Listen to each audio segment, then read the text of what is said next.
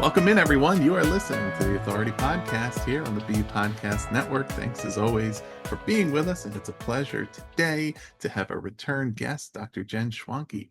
Jen has been an educator for almost 3 decades, teaching or leading at all levels. She currently serves as Deputy Superintendent in a district in Ohio, and she is co-host of the popular Principal Matters podcast, along with our recent guest, Dr. Will Parker, who you heard here recently, and she is an instructor in educational administration at the Ohio State University. She was previously here on the show to discuss her book, The Principal's Guide to Conflict Management, and today we are talking about her 5th book, all published with ASCD. This book is called Trusted: Trust Pillars, Trust Killers, and the Secret to Successful Schools. Jen, welcome back to the show. Thank you so much. It's always an honor and great to connect again with you, Ross. We've known each other, coming up on 10 years now because you and I worked together on my first book. And so our paths keep crossing. You can't shake me, poor guy. Yes. Well, I don't want to shake you. Okay, good. But maybe I'll shake some answers out of you. There you go. We'll do that. Perfect. What I was thinking as I was reading about this book and thinking back to our previous conversation is I love how specific the books are as far as the topics and really zeroing in on a particular topic of importance to school leaders, which is easier said than done, I think, with the number of different books that are out there. To probably have confidence to just focus on the one thing, and there will be other books for other topics, right? But as you start to write about one thing, you think, oh, but there's a million different things that all matter. Exactly. I'm just interested in, how did you decide on this particular topic to focus your book on? Well, you're exactly right. There's so many things that we can write about, and there's a lot of people writing some really fantastic content out there. This one came to me actually as a kind of a sister project to my dissertation. When I was doing my research, I kind of conned my university, the Ohio State University advisor, into letting me do kind of a dual study of current educational leadership in terms of, administration, but then also a historical view of it too. And so oh boy, Ross, I went down the rabbit hole and I studied the history of education in the United States. And I started in 1604 and I went forward from there. And what I found, the most striking part about it is there's a direct correlation between a society's stability and how it treats its educators. There's a real truth to the idea that society reflects her ills or her cultural needs, her norms, her functions on its schools. And so, just as an example, when a country goes to war and it's 1940 and enrollment's going to nosedive because soldiers are going to go off to fight. And so that changes what the women have to do and how mothers are supporting their children. And whenever things get really hard, people look to the next generation to fix it, like not to do the work of fixing it, but to be prepared to fix it. And so that just was a huge moment for me because I thought we right now as a society are kind of flailing around, right? There's not a lot of understanding, shared purpose. There's not a lot of trust. And so guess what? There's not a lot of trust in schools either. So we hear teachers saying we're not trusted. We hear teachers saying I don't trust my administrator. We hear administrators saying I don't trust my teachers or my community. And kids are saying we don't trust each other. So then I started thinking about trust and what we mean when we say that. And it's kind of like love, right? We know what it feels like, but we have no idea how to describe it. And I thought we all actually walk around the world knowing what it's like to be trustworthy, but we don't talk enough about being trust willing. And so that was kind of the premise of the book. I wanted to do a really deep dive for people into the way our schools have been framed by what's happening outside of the school walls, and then also talk about what it means to be a trusted leader. It's really timely for me personally as I hear you talking about that, because I was a guest on a podcast just recently and was asked a question I wasn't really expecting, which was if I had a magic wand and I could change anything about, the education system and education in the country, what would it be? Or I guess change anything about schools. And I said kind of the easy answer, and a perfectly good answer that would cover a lot was unlimited resources, right? If there was enough Right. money to do anything that they wanted to do, that every school could have the same access to resources, educators could be compensated, and so on and so forth. I said, like, the answer that's a little bit harder and more intangible would be around public opinion, perception, and attitudes. And I was having a hard time, like, really feeling like I was properly articulating what I Hmm. was trying to say, right? And I landed eventually on it's just more about how people treat each other Hmm. and behave toward each other, and the mutual respect and the benefit of the doubt, and just the belief in each other's positive intentions, right?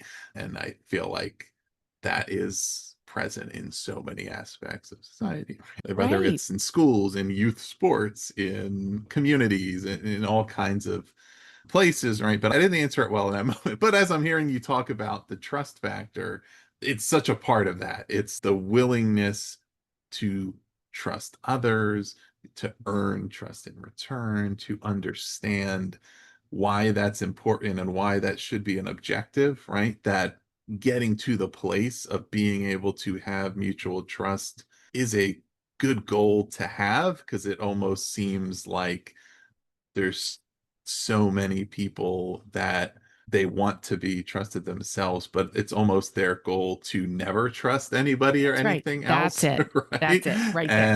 And you can certainly imagine and experience how that infects environments that are based on the transmission of knowledge, the educational process, that if there's an Right. attitude that is almost idealizing mistrust, that Right. it's pretty hard to do much Right. there.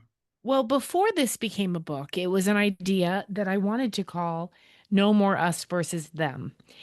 And, most of my work is with principals and supporting principals. And what I wanted to do was talk about this us versus them, the principals versus the teacher. And that was a seed that was planted with me, gosh, whatever it was, 20 years ago when I first became an administrator. I had been through this graduate program, and that was the content of the program. It was those teachers aren't going to like you. They're going to lie to you. They got a union. They're coming after you. And I spent hours in class with teachers who wanted to be principals. They were in the program complaining about their principals. So it was like this weird swamp of negativity, but everybody thought they were going to be different.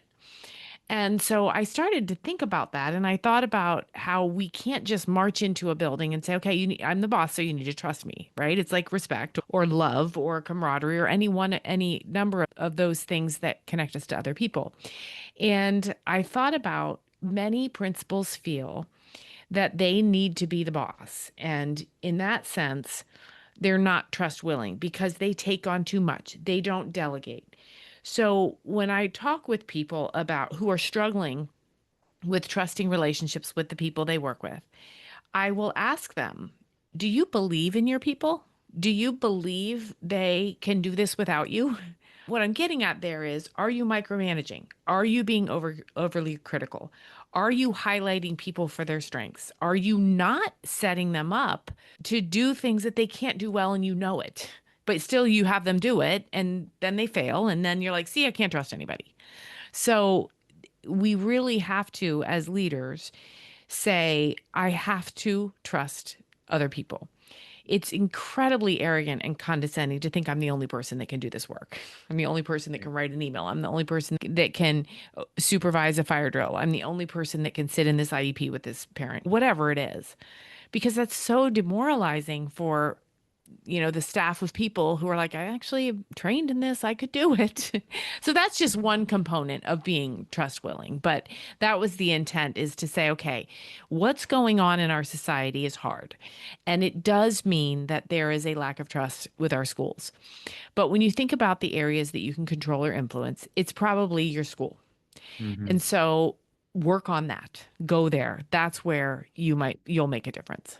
What's the difference between being genuinely trusting and perhaps between being overextended or lazy or Right. over eager to delegate, right? You know what I mean? There's trust, and then there's giving people autonomy maybe over their jobs, but maybe in such a way that's not a true demonstration of trust. And certainly it could happen in the case of there's too much to do. And so I have no choice, right? And maybe it's somebody who might have a tendency toward micromanagement or may have certain people that they haven't necessarily taken the time to fully, define what their trust is in that person and have communication about it and develop it. But they have to hand things over to them and let them do the job. But there could be, I would assume, some things that undercut that from becoming as productive a trusting relationship as it could be.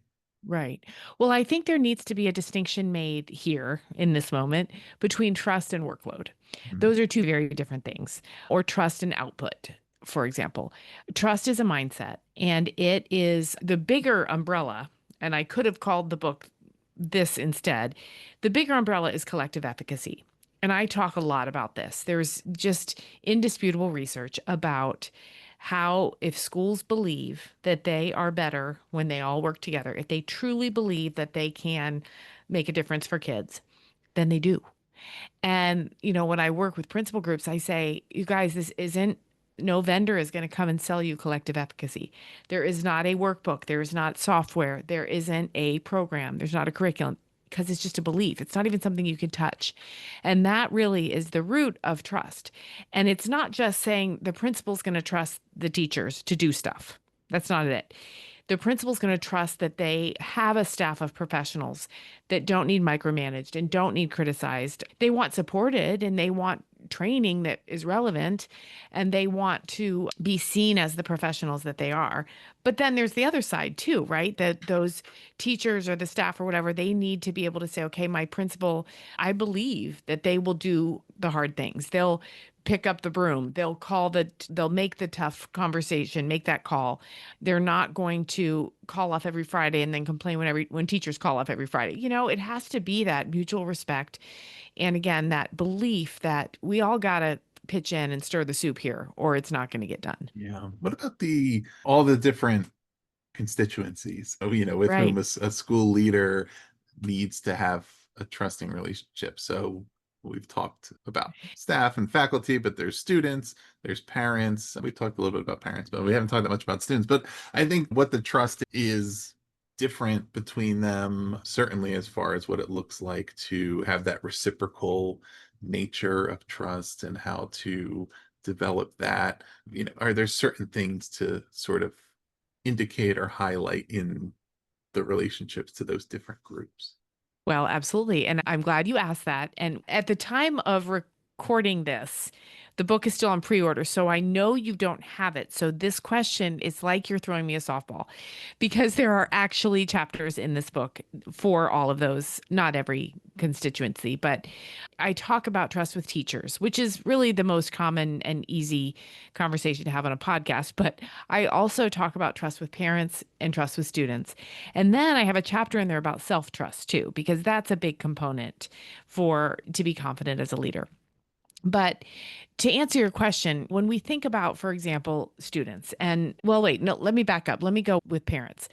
I talk in this book about the historical trajectory of what principals and schools are responsible for.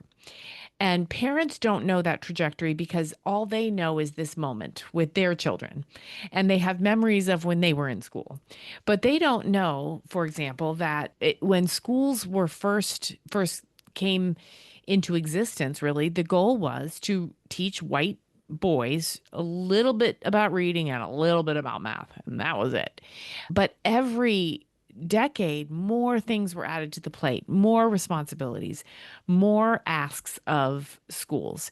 And in the 2000s, I mean, it just exploded. Things that schools had never had to think about before: internet usage, cybersecurity, college and career readiness, media literacy, health and wellness, STEM, Common Core, credit recovery. I mean, the list goes on and on.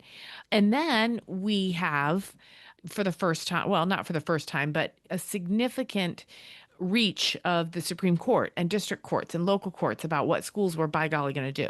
Parents read the news, and a lot of the microscope is on schools. Mm. And so there's the principal going to work, trying to do their best and thinking, I have all these bosses. I have the kids who are watching everything I do and going home and telling mom and dad if anything goes wrong. And then I get a phone call. I have parents listening to children or listening to Facebook about what's going on in my school, and they're coming at me. Then I have teachers who are overextended and exhausted coming at me. Like, this is not what I thought it was.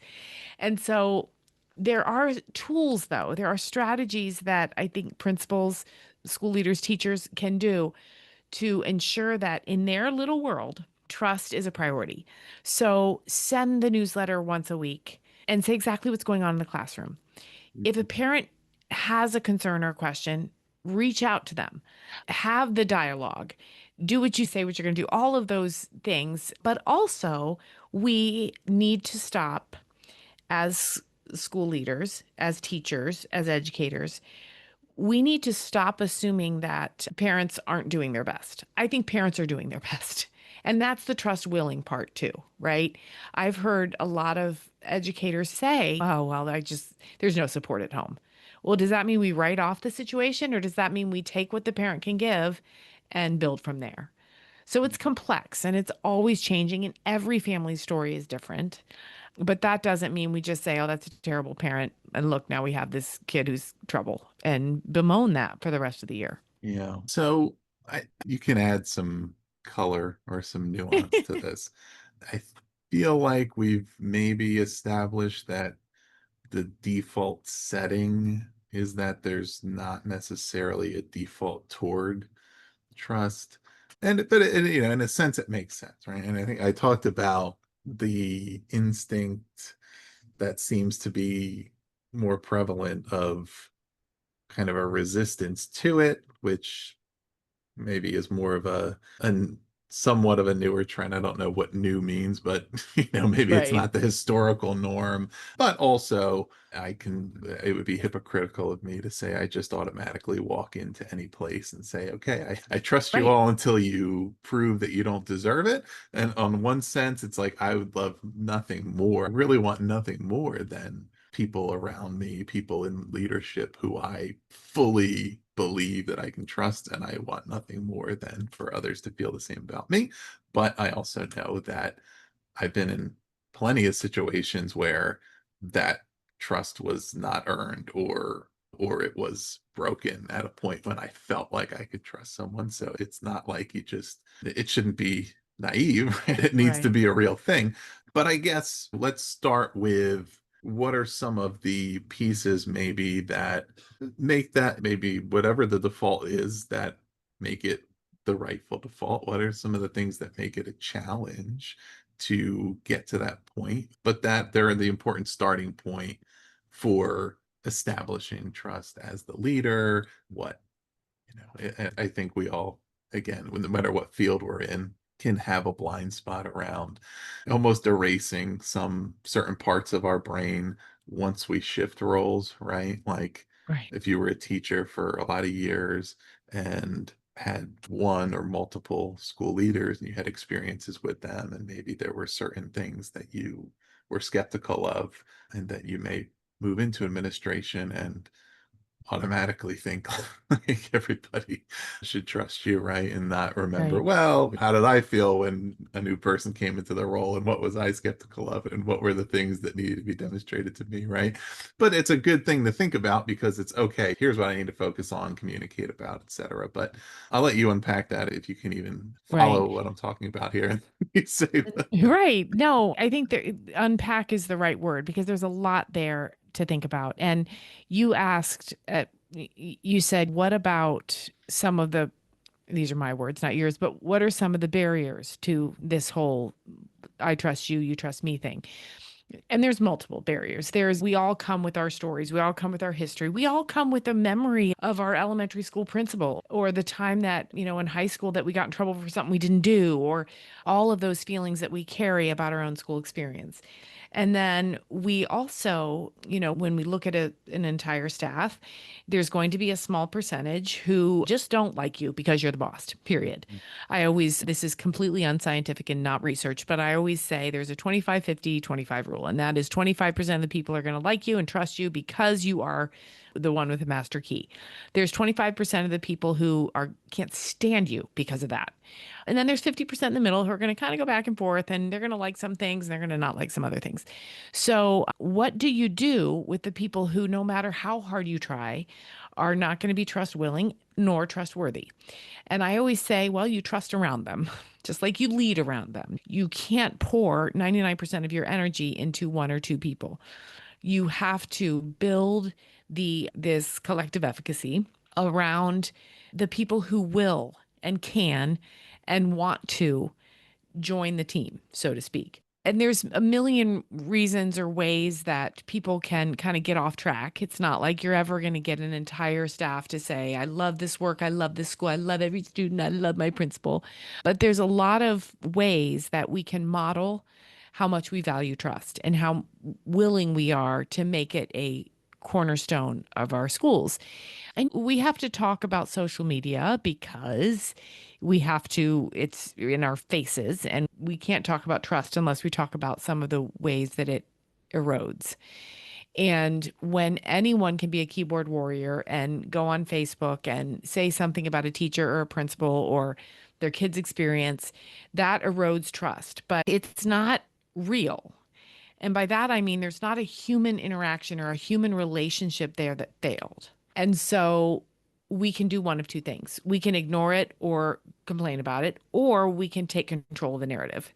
And we can say, okay, social media, we're not going to beat it back. So let's join it, so to speak. Mhm. Let's make a private Facebook page with our community, a private group that they can ask questions and we can give answers. We can train our community that this Facebook page or the website or whatever tool you use, that's the source of truth. So all the rest is noise, but we recognize the noise is serving a purpose. So we're going to create our own noise, and it's going to be true, timely, on point, and we're going to train our community to say, as they're sitting at the pool or they're running into each other at the grocery store over the avocados, well, you better check. Have you checked the website? Have you Yeah. checked? We want that to be the narrative. So I've answered questions you didn't ask there, Ross. Sure. But what you're really asking is how it's so complex and there's so many components. And how in the Mhm. world can we be seen as trustworthy and trust willing? And I think those are just some examples, and there's tons more in the book, of course. Yeah. Yeah. I mean, I feel like the a really strong foundation of trust is something that really facilitates people's willingness to kind of want to go along with a leader and buy in is like, do I trust that I'm better off because this person is in that role, right? And Right, which is, it means a specific thing, right? Because it right, can't be they're a pushover, they just let me get away with things, and I'm happy that I can just kind of get it, because then eventually that pretty quickly turns into, well, if it's that easy, I should have that job.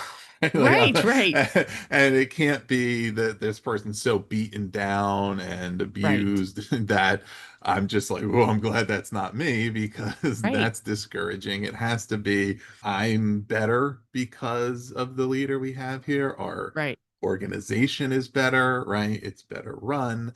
I have opportunities to develop, right? It's like, it's because, and I can see that, and I know that's beneficial to me. I know it's beneficial to the students, to my colleagues, and I can clearly see the value add of having that principle in this case, right? Because I think there are cases, I've had conversations about this sometimes on this show. I think I've had it explicitly one or two times with guests of basically which is better, like having a bad principal or none at all. Just if you right, just took the person out of the building and just said, right, just run it yourselves, right? Would that maybe be better than having somebody who is not doing a good job in the role? Not, and certainly these components, right? Not engendering right. trust, maybe causing mistrust, contributing to a negative culture. Yes, having a really good leader is the best thing, but like at what point, good, average, like not so good, really bad, at what point does it become a real negative? Well, I think that's it. It's absolutely happens. And A bad leader, I believe, can cause more damage than no leader, if you want it, my frank opinion, because a bad leader who fosters mistrust or distrust creates factions, so to speak, or cliques who then turn on each other. And then it becomes a like survivor. And it can take decades to recover from a really bad principal. But one of the things that I think is I don't want anyone to listen to this podcast and think, man, Jen Schwanke is delusional. It's much harder than she's making it out to be. I know how hard it is. I think it takes years. I think people who principal hop never really get to that place where, or excuse me, where they building hop or they change jobs too quickly, or if it's a district that believes in moving leaders around all the time, I think that's exceedingly disruptive. And schools like that never get their footing. They never get that feeling where I trust my principal. I really didn't agree with that decision they made, but I still trust them. I know they thought it through and they did their best. I will never forget. I was presenting to a principals association. So this was probably about 5 years ago, and a principal came up to me and he said, "I feel like I'm failing. Wanted to be everything that my school's previous principal had not been." And so they all told me he didn't communicate well. So I said, "I'm going to communicate well." He said, "So there was an event and it was something like across the street, there was a robbery. And so he shut his building down and did the lockdown, did all the things.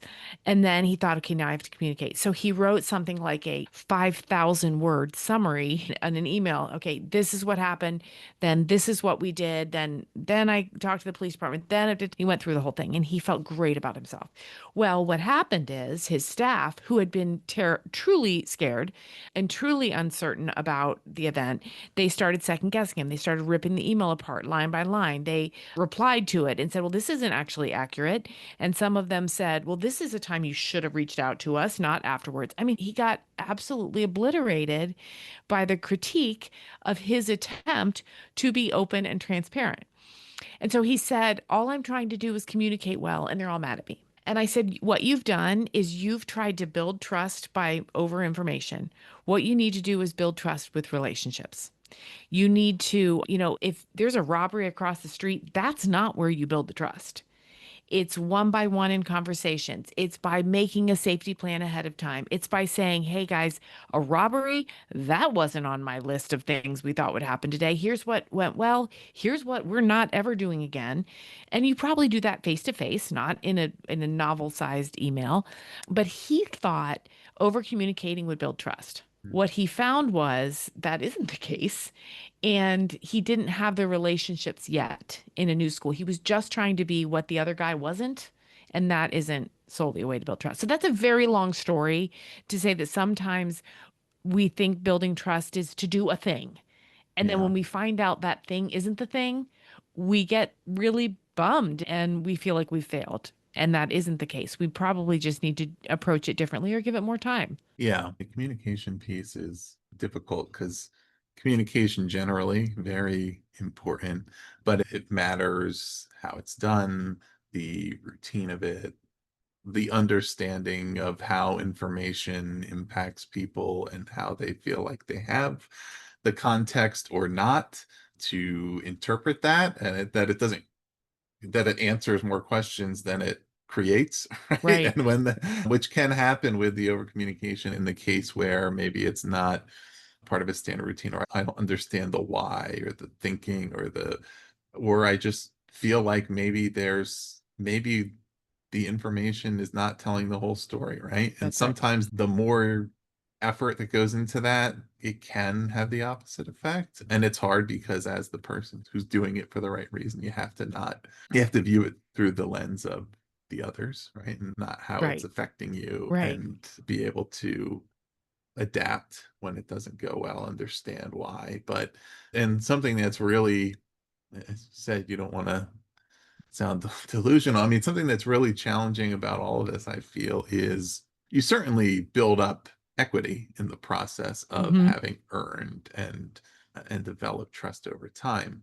However, it can be the case that when we look at trust killers, right, things that break trust, Hmm. that, I feel like a lot of times the contrast with expectations can have the biggest impact. In other words, when somebody who you feel like you do and can trust does something that breaks your trust, it can be more irredeemable than somebody that you haven't made up your mind about yet. Right. And they do the same thing, but then they rectify it later.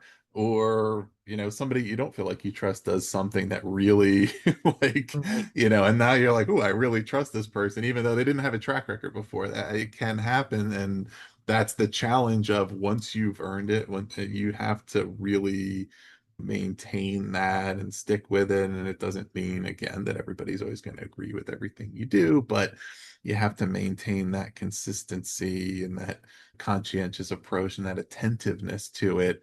And which I think that's the authenticity, right? It shows that the objective of earning trust wasn't to fool people Right. into stop paying attention. Okay, they all trust me now. I can do what I really wanted to do. Like Right. Well, you exactly. have to really stick with it, but it can be a challenge because everybody makes mistakes, right? And there can be things that challenge that trust level that are perfectly understandable, but that makes it that much harder when you've put the work into it. Right, right. Well, exactly. And why does this matter? Let's talk about that for a minute. Why it matters is research has shown that a trusting relationship between principals and teachers has a positive impact on students. It has a positive impact on parents. I mean, literally, academic growth is higher when teachers say they like their principal. Okay, so we have to prioritize this. I think some of the mistakes that people make, principals make, is they want it to be instantaneous. They think I'm a good person. I should be trusted. But little things can break that trust. To your point, I think about my very first year as an assistant principal. I wanted to be a hero, right? I wanted to be the one that everybody needed and came to. And I remember getting a call on the walkie-talkie, and there was a student who was really having a very bad, unsafe situation. And so there I am, and new and excited and in my heels. And so I start sprinting down the hall because I'm going to go save the day. And I run down the hall in my heels and I get to the room, and I think we handled the situation.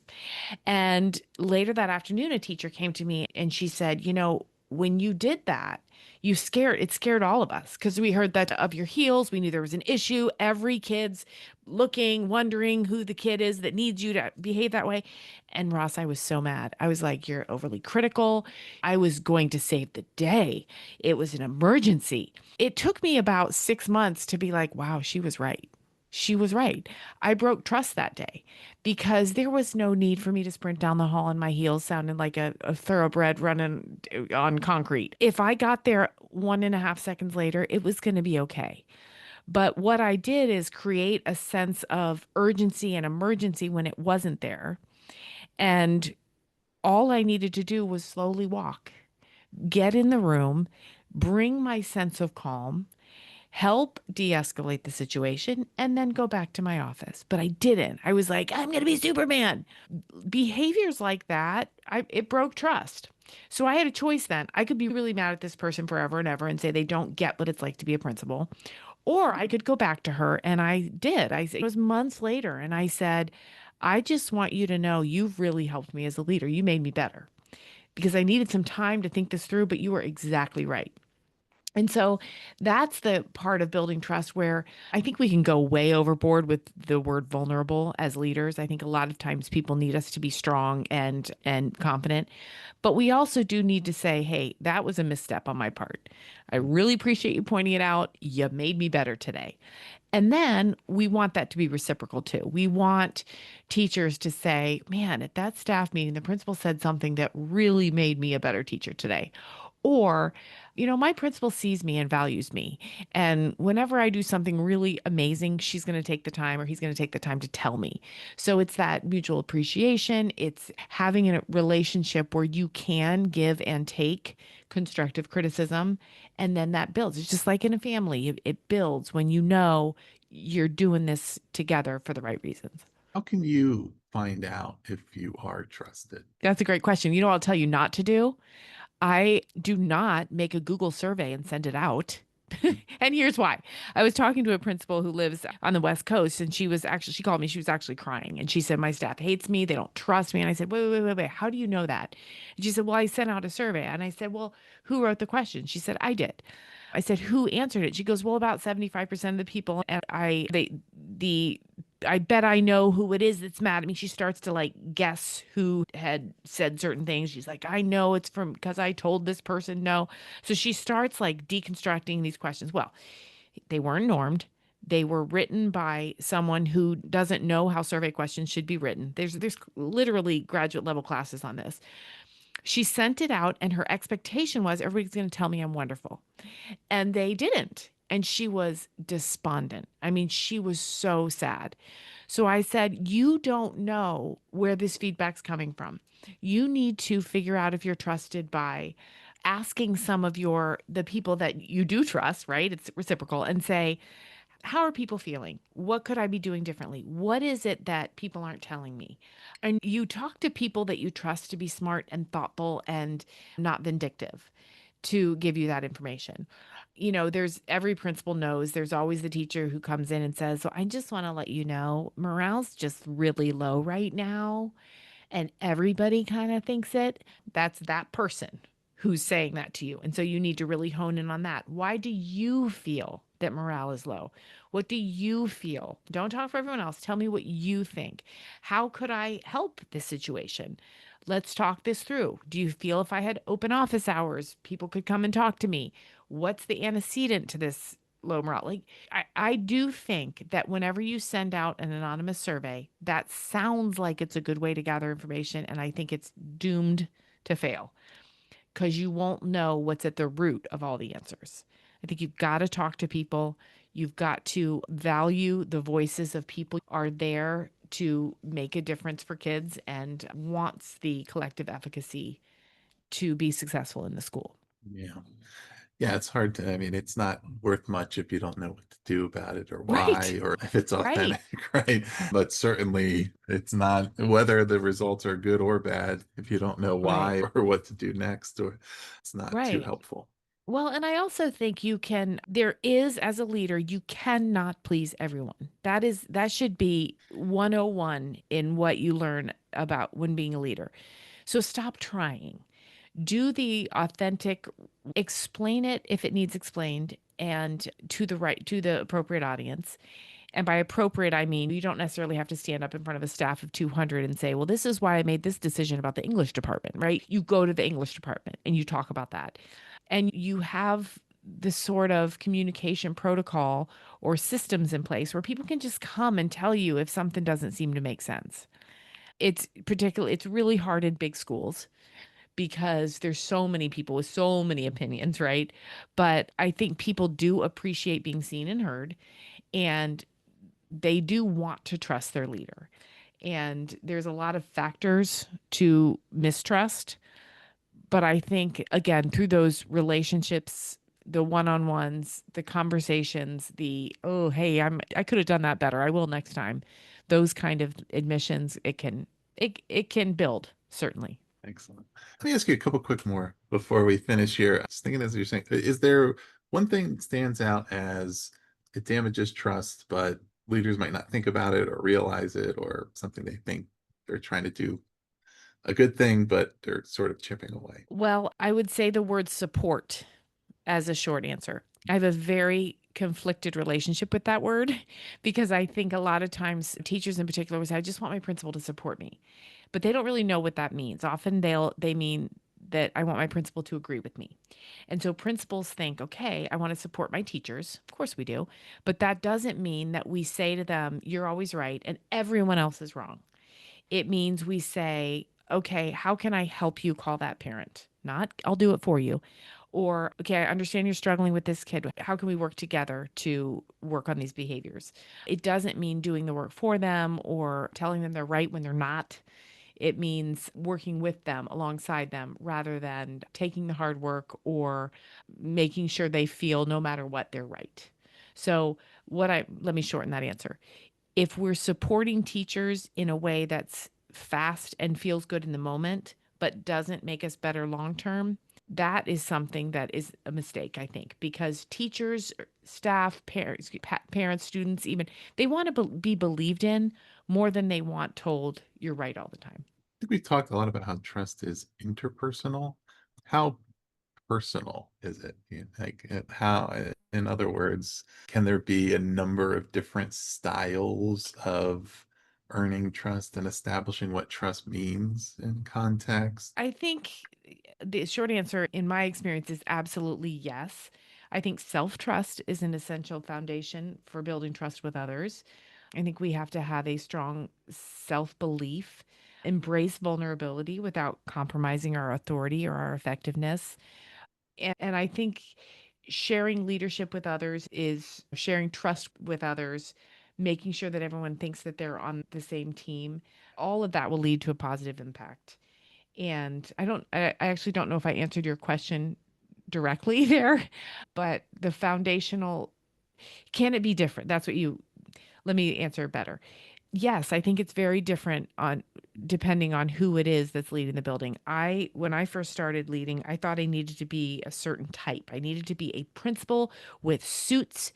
So I went out and bought all the tweed. I went to Talbot's. I was like, I'm going to be this principal. But I wasn't myself.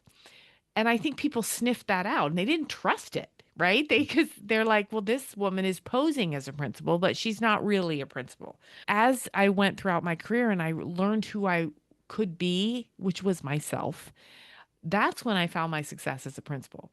So I think if we're trying to fit ourselves into a mold of what we think a principal should be, it's going to be tricky because people are going to sniff that out and they're Yeah. going to know we're a little bit fraudulent in how we're presenting ourselves. So the number one tool I think is be authentic. Be who you are, whether that's the way you present yourself or the way you sign off on your emails, or if you give a little jig when you're walking off the stage after graduation, just being the human that you are is going to mean that trust looks differently between principals, but it's going to be more real.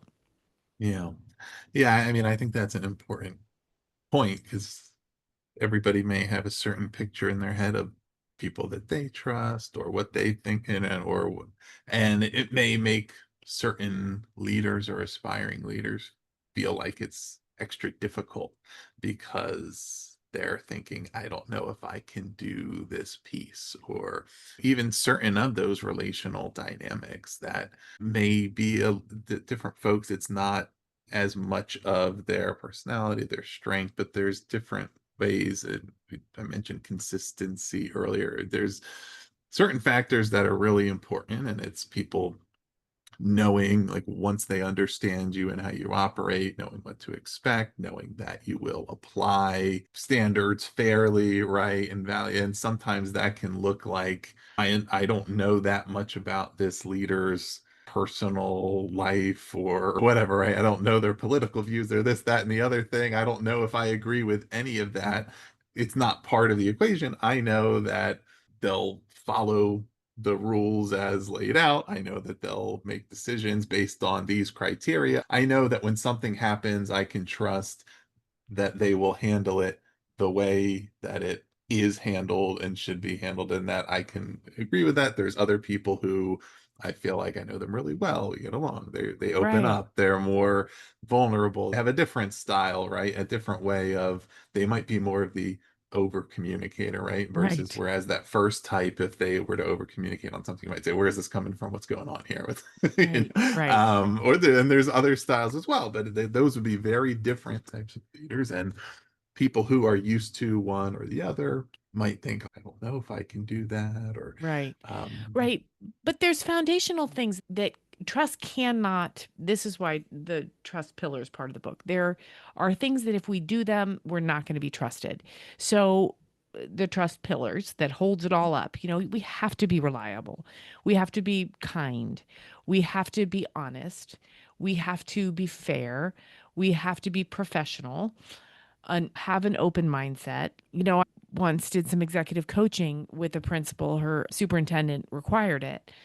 And she said, I don't know, people are always, they say they don't trust me. They're always just saying that I gossip. And I said, well, do you? And she said, I don't think it's gossip. I mean, yeah, sometimes people talk about some other teachers, but my intentions are strong. And I'm like, no, they think you're a gossip. They're not going to trust you if they think you're a gossip. So whether you identify it as gossip or they do is kind of irrelevant because the trust isn't there. So there's certain things we have to do or trust has no chance.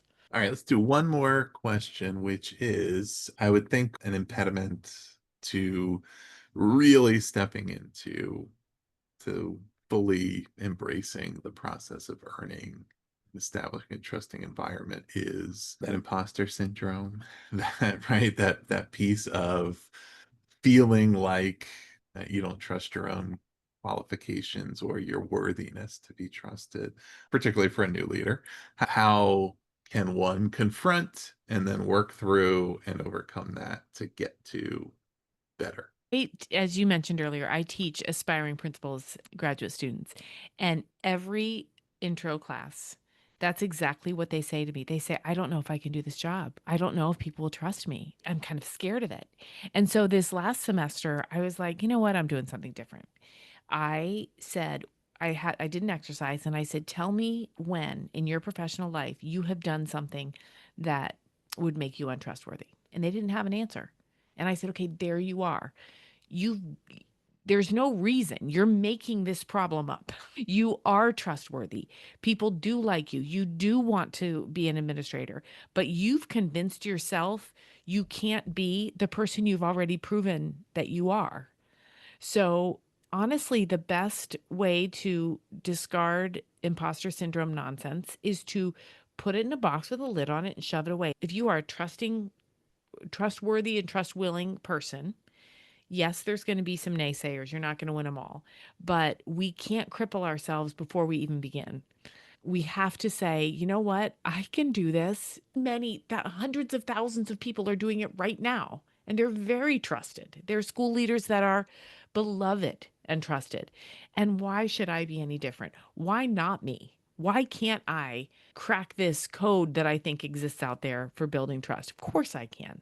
Of course I can. Well, listeners, the book Trusted is available from ASCD. We'll put the link below. You can also find Jen's other books there, four more to be exact. You can hear her on Principal Matters. Is there anywhere in particular you'd like to direct people to check out?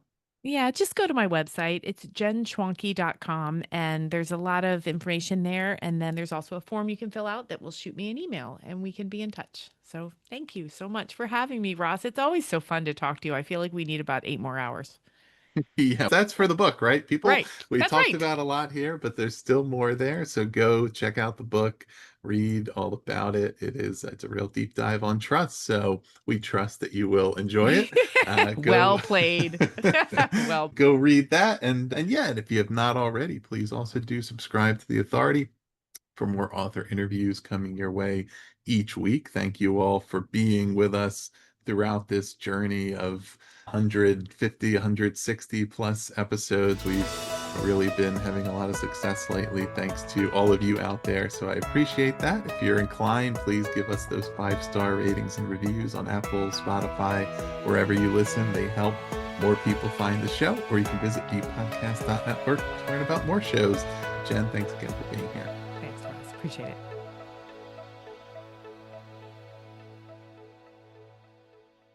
This episode was edited by Gage Sanderson.